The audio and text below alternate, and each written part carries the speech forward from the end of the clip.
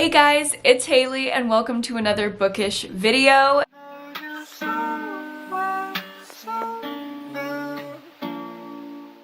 Today I'm going to be getting into my April TBR, and that is all the books that I'm going to read in the month of April, or should I say I'm hoping to read. I've been doing some quite ambitious TBRing this year and not reading that many of the books that I set out, so this is kind of just the grouping of books that I'm going to choose from.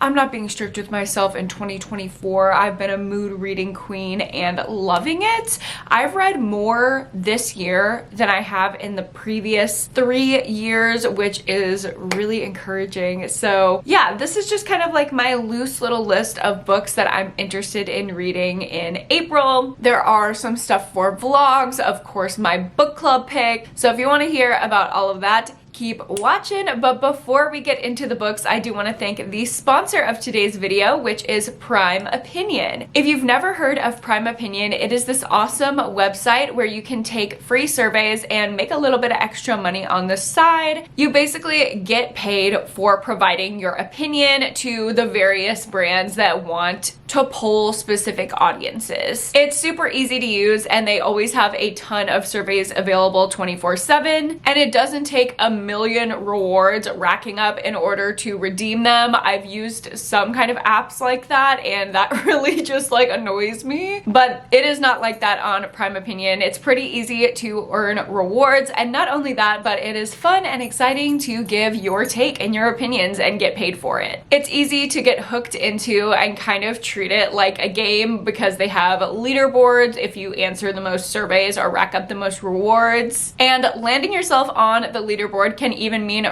more rewards for you. You can cash out any money that you earn really easily on PayPal, on Venmo, or just through a bank transfer, or with hundreds of different gift card options if you're more comfortable with that. And if you have any issues, there is 24/7 live chat support. It's a fun little way to turn some of your spare time into spare change. And I know when I was in college and grad school in my like broke era, I was looking for a service like this, and I ended up turning to maybe sketchy websites and definitely sketchier places. Like I would sell my blood plasma. Yeah, I wish that I did not have to do that, and I could have gotten spending money by turning to a really cool site like Prime Opinion. So if you want to share your voice and earn some real spending rewards, you can go down below to my link and use my code Haley10. If you use my code, you'll get an additional 10% of points for each survey that you complete for your first week on Prime Opinion. So you're gonna get 10% more than you would have gotten anyway for taking the survey using my link. Check them out down below, and thank you so much to Prime Opinion for sponsoring this video. Now let's go ahead and get into the TBR. As always, we will start with my book club pick. If you don't know, I have a book club called the Pretty Girl Book Club. It is always linked down below if you want to join. We do reading sprints and discuss a book every single month. We also have fun little events. Like this month I am hosting a readathon over on my Patreon. If you want to participate,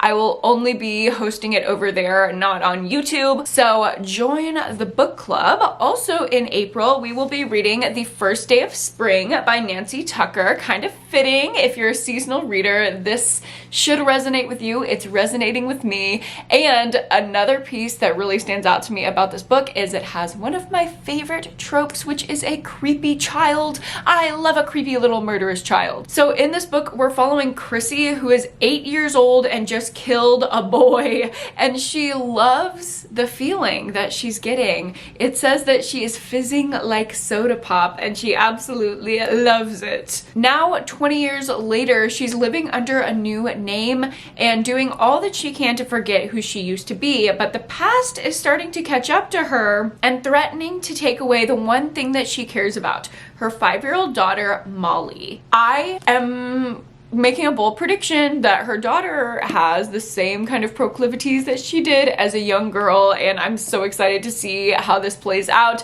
I've heard really great things about this thriller. I'm looking for more 5-star thrillers because they've been kind of rare this year, so hopefully this will be a good one, and it's always good when I really like my book club pick, obviously. Next up, obviously, I'll be filming a new release thriller vlog in April, as I do every month. These are the books that I'm considering. If you have other recommendations, let me know down below of things y'all would rather see, but these are the things from my shelves that we're calling out. First up, we have First Lie Wins by Ashley Elston. I've just been hearing a lot of my friends really like this book, and it sounds like juicy and drama filled, so you know I'm down for that. It says Evie Porter has everything a nice Southern girl could want: a doting boyfriend, a house with a white picket fence, and a tight group of friends.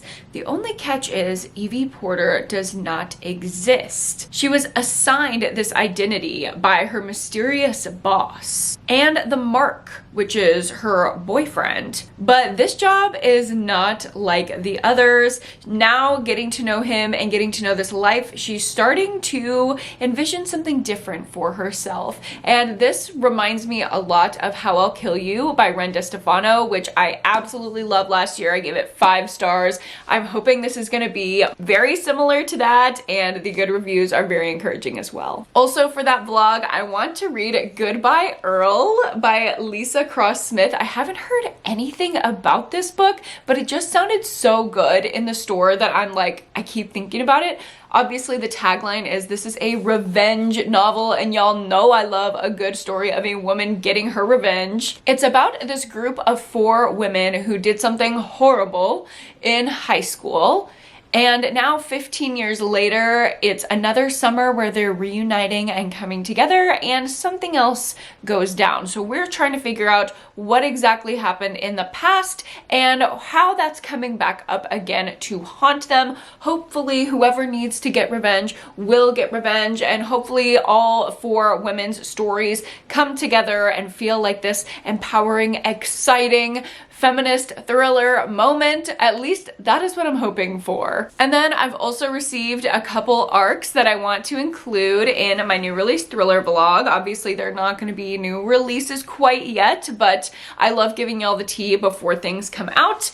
First up, we have Darling Girls by Sally Hepworth. I absolutely love Sally Hepworth. I love her writing style. I really enjoyed everything that I've picked up from her, so I'm looking forward to this one. Also, the pool on the cover is very much giving me like spring and summer vibes. It says, for as long as they can remember, 3 best friends, Jessica, Nora, and Alicia, have been told how lucky they are.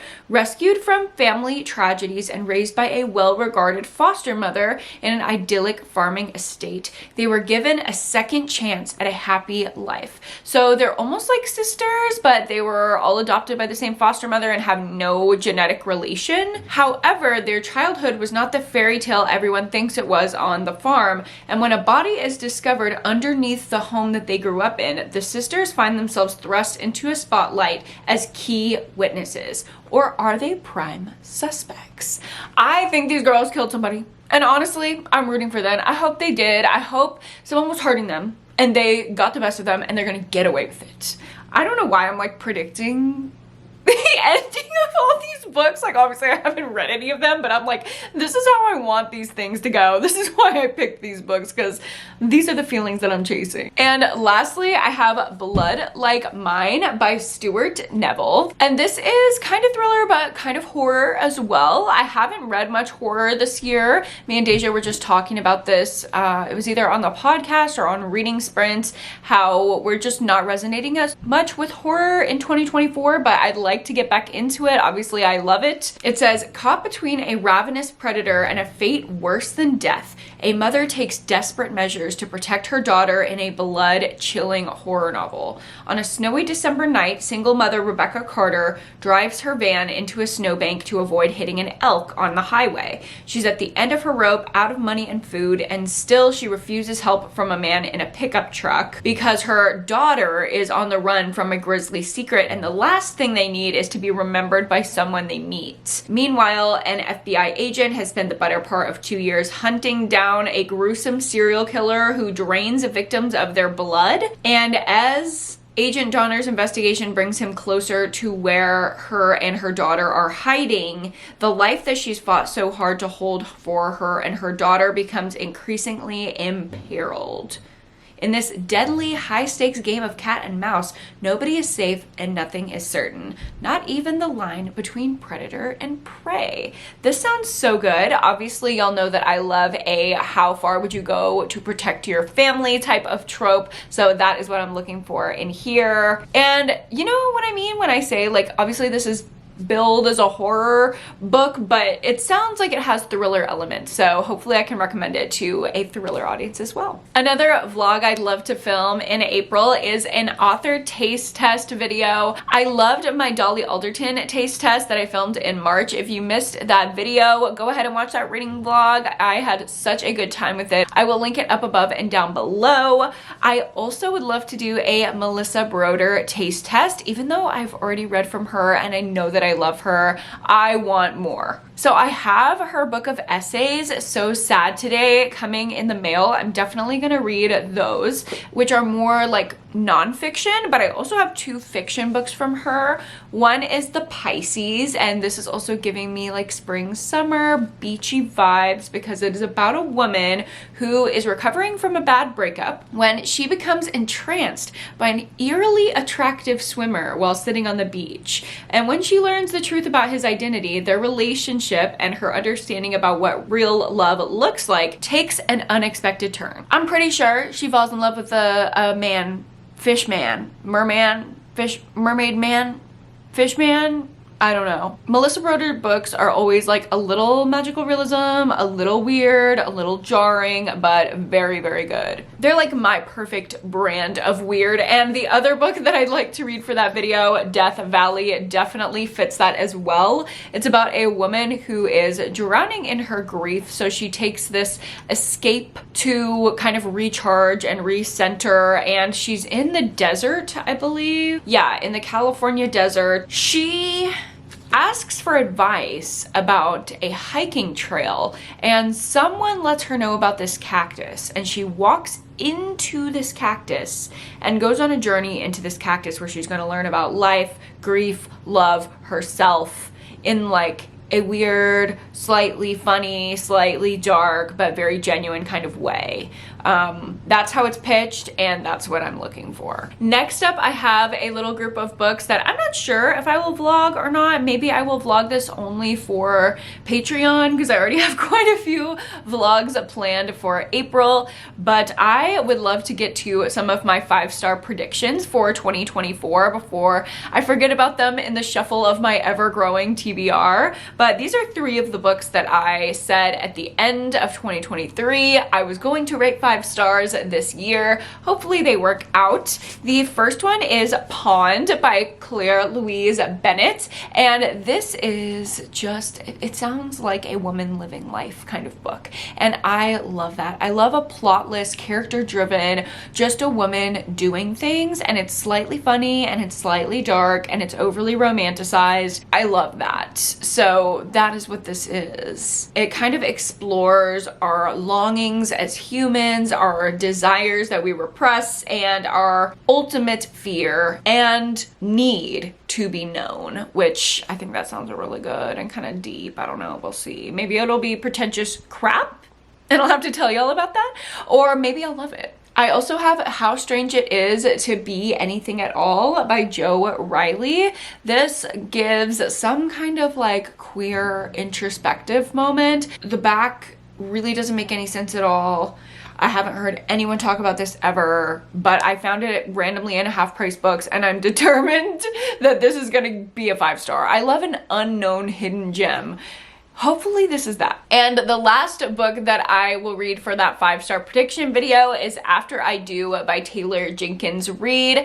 I have loved every single TJR book that I've read, so I just want to finish out her backlist. I have this one and Carrie Soto, and I will have read every single book that she's written. This one is a 5-star prediction for me because it is a romance about a married couple finding each other again. Obviously, I am a married woman and I love romance books that are about longer term couples. Basically, this married couple decides to take a break, and when they have this year off, they say it's not just like we're seeing other people, it's like no communication at all whatsoever. So we're kind of seeing what happens to each partner over the course of this 1-year break and how they either find their way back together or find their own way apart. It says it's a love story about what happens when love fades, which sounds just heartbreakingly beautiful. I loved Maybe in Another Life, which kind of has a similar concept, and I'm hoping this is going to be like that one. Those are all of the structured TBR plans that I have for April, but I also pulled, like I said in the beginning, like just a random stack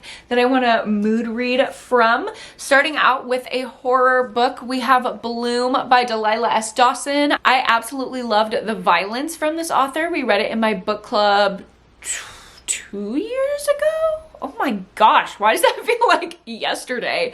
But I would love to read more from her. And this is about a woman figuring out her newfound obsession with another woman. She can't tell if it is love and she's like exploring queer identity stuff, or maybe if it's some kind of sick obsession.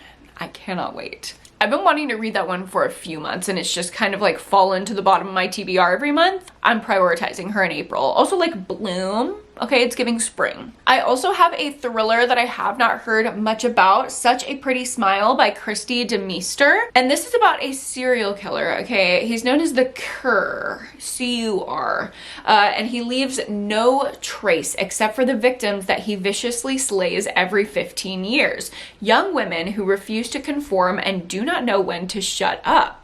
So we are following, I believe, 2 of his victims in 2019 and 2004. It says, as past and present demons converge, these 2 women must chase the source of unrelenting power to its core, either to obliterate it or lose themselves forever. It will make you want to stand up and rage at everyone who ever told you to shut up and smile pretty. Yeah. Yes, exactly. I also have The Query Girls, which a lot of people were recommending to me this past year. It's a thriller by Jess Lowry. Set in 1997 in Minnesota, the teens of one close-knit community are doing summer things, okay? Late night swimming, parties by the Query, the county fair. Sounds cute, sounds vibey, but for 2 best friends, the summer is not all fun and games because they have a secret. It is something they saw in the dark and they will never forget. They've decided to never tell another soul, but their vow is tested when their other friend disappears, and she is the second girl to vanish in a week. Yet, the authorities are reluctant to investigate. So they start searching for answers on their own. Will they say what they saw? Will they find the killer? We don't know. I want to find out. I also have, this one's different, changing pace a little bit, Yours Truly by Abby Jimenez. I've just heard so fucking much about this book. I have to read it. Okay, I have to read it. It was really like the thing that tipped the scales was when my best friend from high school, who is not a reader, texted me in the middle of the night and was like, I cannot stop reading this book. And she was talking about Yours Truly. I need to read it, even though I know some of y'all have said there's a trope in here that I hate in romance books. I just have to know what all the fuss is about. So this is about Dr. Brianna Ortiz, and her life is flatlining. Her divorce is finalized. Her brother's running out of time to find a kidney donor. Oh my God, that's scary. And the promotion that she wants will probably go to the new man doctor who is at her hospital. But when all systems are set to hate, Dr. Jacob Maddox flips the game by sending her a letter. And it's a really good letter, the kind that proves this new doctor is not Satan. Worst, he might be this fantastically funny and subversely likable guy who's terrible at first impressions. because suddenly they're exchanging letters and sharing lunch dates. However, when he decides to give Brianna the best gift imaginable, a kidney for her brother, she wonders how she can resist this quietly sexy new doctor, especially when he calls in a favor she can't refuse.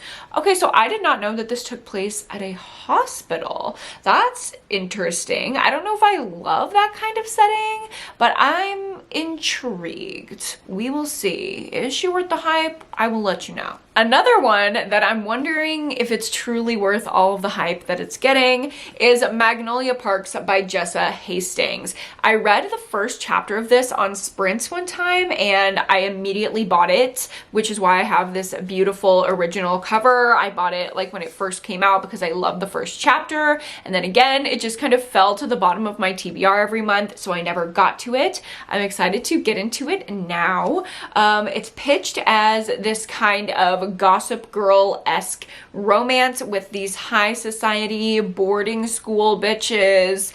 There's so much drama, there's so much toxicity, but it's so much fun and emotion in it. Doesn't say any of that on the back. There's literally just these pictures on the back and it says, how many loves do you get in a lifetime?